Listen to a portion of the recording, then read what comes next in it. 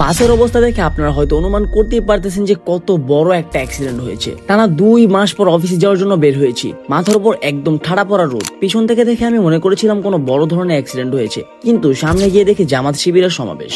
স্কুলের লাইনে গিয়ে দেখি অবশেষে এই রাস্তার কাজটা ধরেছে। আব্বু ঢাকার বাইরে ছিল, তাই আব্বুর পরিবর্তে আমি স্কুলের অফিসে টুকটাক কিছু কাজ যা ছিল সেগুলো অল্প সময়ের মধ্যে সেরে আসি। এদিকে আমার আরেক বন্ধু OnePlus কিনলো, সেটা আমাকে দেখাচ্ছিল। সবাই বড় লোক ভাই, আমি বাদে। এলাকায় আসার পর নাইম আমার সাথে মজু নিয়ে কারাকারি শুরু করে। জুনায়েদ জানি কার সাথে ঘন্টার পর ঘন্টা কথা বলতেছিল। আমরা তিনজন ভ্যানের মধ্যে বসে কতক্ষণ গল্প করে দেন আমি আমার বাসায় গিয়ে ঘুমিয়ে যাই। ঠিক দুপুরবেলা যখন বাসায় বোরিং লাগতেছিল, বের হওয়ার জন্য কাপড় আয়রন করি। এরপর আমি আমার কালো মুখটা ফেস ওয়াশ দিয়ে ভালো মতো ঘষা মাজা করি, যাতে মুখটা একটু ব্রাইট দেখা যায় আর মেয়েরা একটু পছন্দ করে।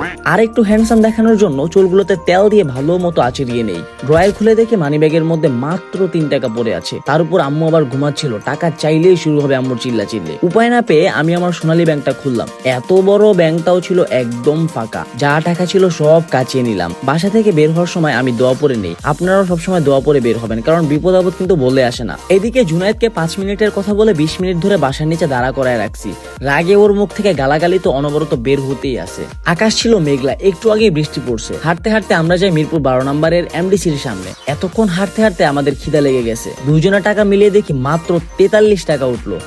কি যে অভাব। সব মিলে হলো 43 টাকা। এখন আমরা 40 টাকা খামু আর 3 টাকা রাইতে খামু। আসলে অভাবে পড়ে গেছি বহুত। আইফোন চালাই, সেভিংস করা লাগবে আমাকে।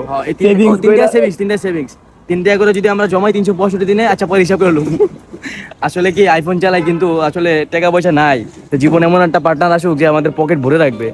এই 40 টাকার মধ্যে 2টা মোজো নিয়ে নিলাম আর 3 টাকা সেভিংস এর জন্য রেখে দিলাম। পরে আবার সন্ধ্যায় জুনায়েদ আমাদেরকে কফি খাওয়ানোর কথা বলে সি ব্লকের মনে জসিমের চায়ের দোকানে নিয়ে যায়। খাওয়াইলো চা, কিন্তু কাপের উপর লেখা অথেন্টিক ব্রাজিলিয়ান কফি। যাই হোক, পরে আমরা আরো অনেক কিছু খেয়ে আড্ডা দিয়ে একেবারে রাতে বাসায় চলে আসি। এভাবেই আজকের দিনটা গেল। দেখা হবে পরের ভিডিওতে। ততদিন ভালো থাকবেন, সুস্থ থাকবেন। আল্লাহ হাফেজ।